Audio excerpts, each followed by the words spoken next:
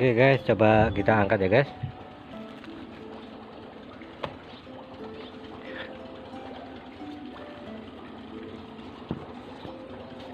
Bismillahirrahmanirrahim. Apa tuh? Banyak guys, banyak.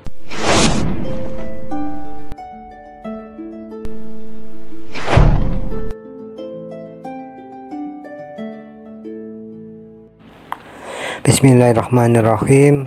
Assalamualaikum warahmatullahi wabarakatuh. Alhamdulillahirabbil alamin. Allahumma sholli ala Muhammad. Kembali bersama kami Fankoy Channel.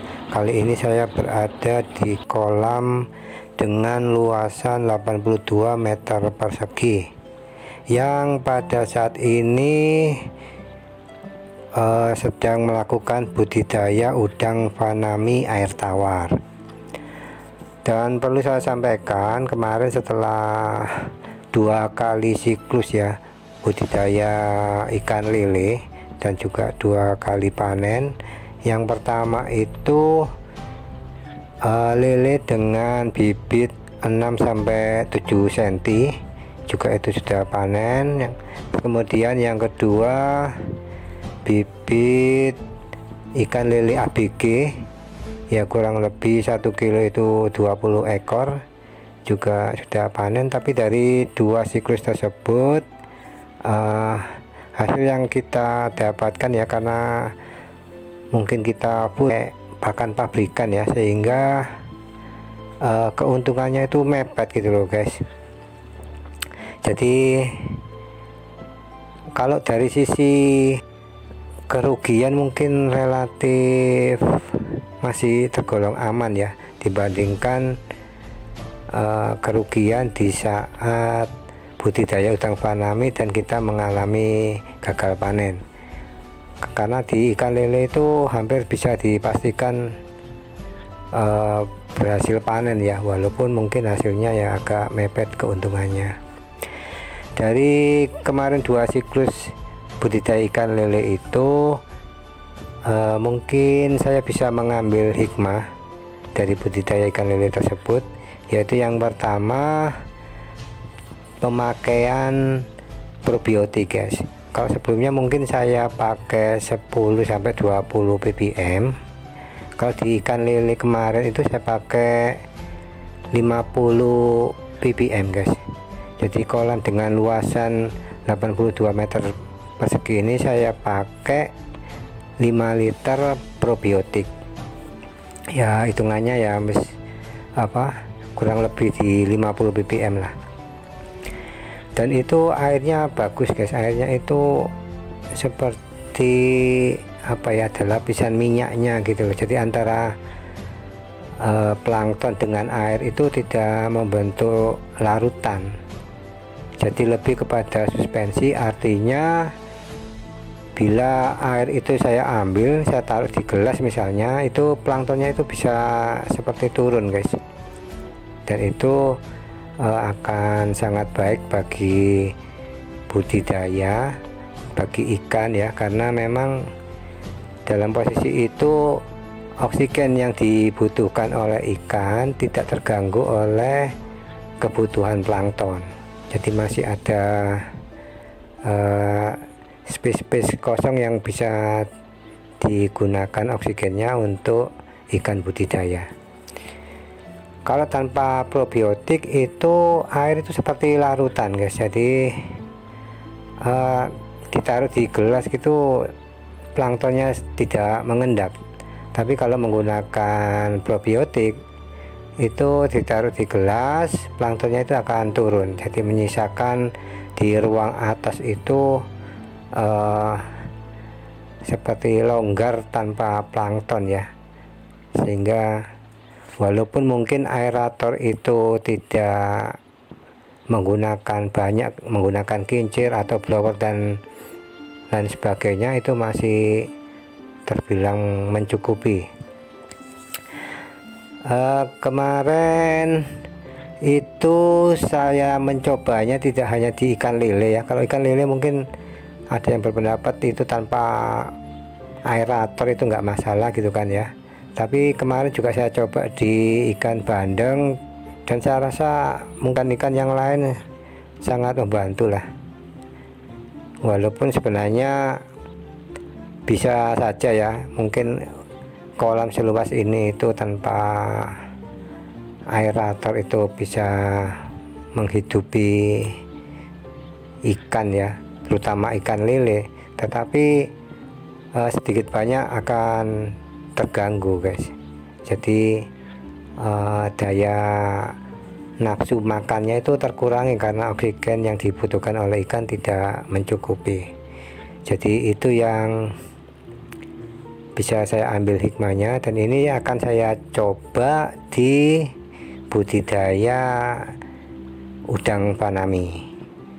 Saat ini memasuki usia di 2 minggu ya.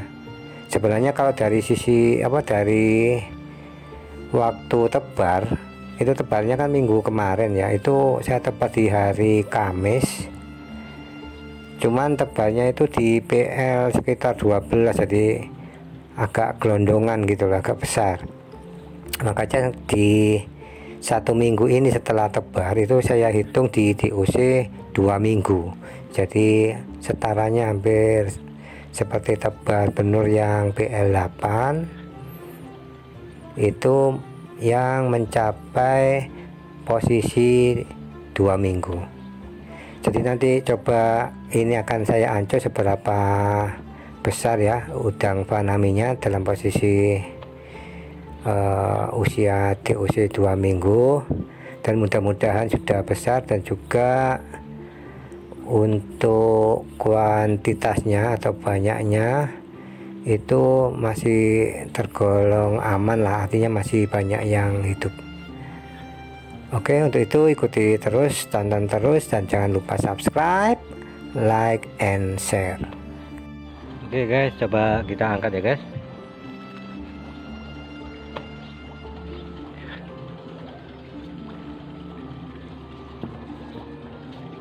Bismillahirrahmanirrahim. Apa tuh? Wih, banyak guys, banyak guys. Ya guys, ini udang di DOC 2 minggu. Oke, melanjutkan yang tadi ya guys. Kalau tadi hikmahnya dari budidaya ikan lele yang baru saja saya selesaikan sebelum ini, itu yang pertama adalah porsi pemberian probiotik itu menjadi 50 ppm. Terus kemudian yang kedua adalah pakan guys. Jadi ini sih masih istilahnya masih dugaan, bisa dibilang dugaan, artinya bahwa saya berencana besok itu ke depan saya stud pakan guys. Jadi pakannya itu mungkin saya setarakan seperti pemberian pakan pada ikan lele.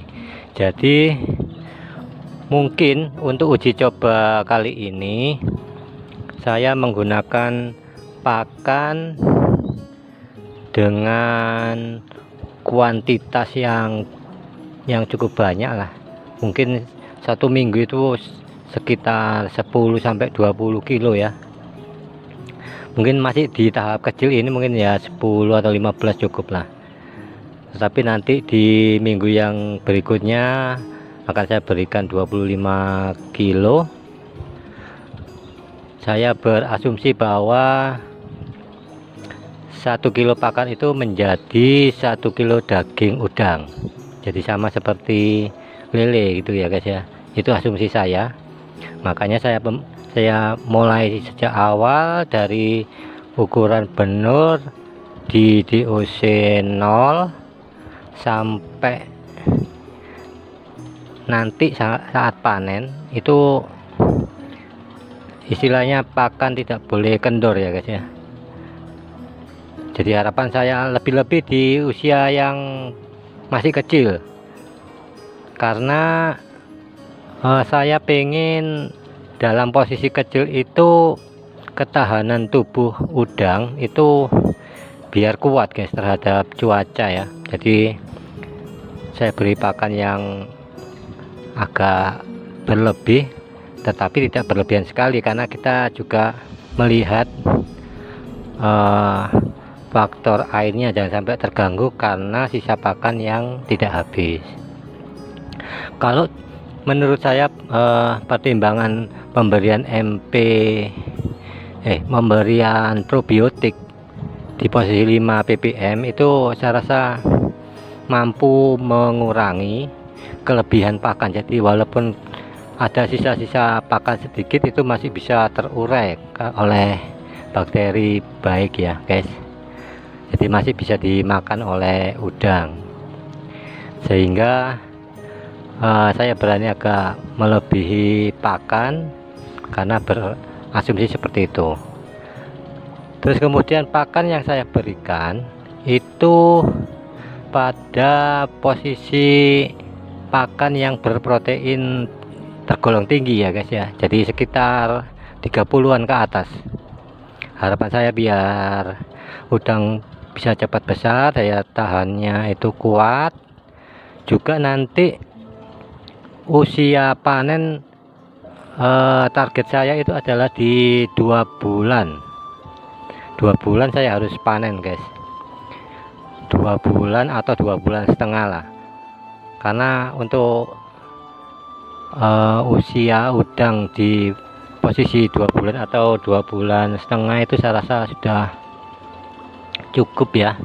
Jadi kalau misalnya di 2 bulan atau 2 bulan setengah udang masih belum besar, berarti bibit yang kita tebar itu kurang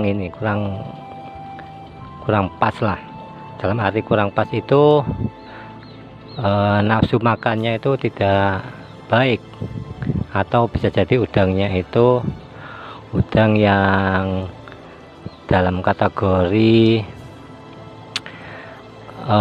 sudah jauh dari indukan aslinya atau dari indukan impor. Kalau indukan impor kan pertama turunannya itu kan F1 ya, mungkin dari F1 diternak lagi, jadi sudah terlalu jauh lah, sehingga udang itu mengalami kekerdilan, atau dari sisi bibit oleh penyedia bibit itu terlalu banyak menggunakan antibiotik sehingga tidak bisa tumbuh besar. Oke, saya rasa cukup ya guys. Mungkin kurang lebihnya saya mohon maaf, dan bisa saya akhiri. Saya akan update terus lah, nanti mungkin saya usahakan setiap minggu saya update. Saya cukupkan sekian, kurang lebihnya saya mohon maaf. Assalamualaikum warahmatullahi wabarakatuh.